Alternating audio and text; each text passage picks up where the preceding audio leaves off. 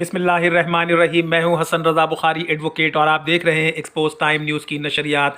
आज का हमारा ख़ास प्रोग्राम 28 मई 1998 के हवाले से है, जब पाकिस्तान आलम इस्लाम का पहला और दुनिया का 7वां एटमी सलाहियत रखने वाला मुल्क बना।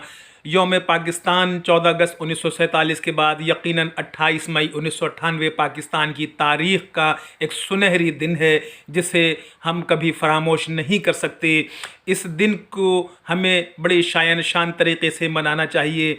इसका जहां तमाम तर सेहरा डॉक्टर अब्दुल कदीर ख़ान, सेठ आबिद, अफवाज पाकिस्तान, वज़ीर आज़म उस वक्त के नवाज़ शरीफ साहब और उस दौर के जितने भी वज़ीर आज़म गुज़रे, जिन्होंने इस प्रोग्राम को रोल बैक करने की बजाय इसको आगे बढ़ाया।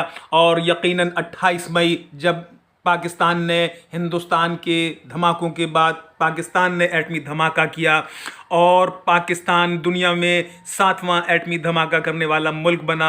यकीनन किसी एक शख्स को इसका क्रेडिट देने की बजाय अफवाज पाकिस्तान के तमाम सरबराहान, उस दौर के जितने भी हुक्मरान रहे, जो सदर थे, वज़ीर आज़म थे, यकीनन उन सब का क्रेडिट है। लेकिन बिलाखिर नवाज़ शरीफ ने बग़ैर दबाव के ये एटमी धमाका करके, उसका ऐलान करके, तमाम दबाव को मुस्तरद करके एक बेहतरीन काम किया।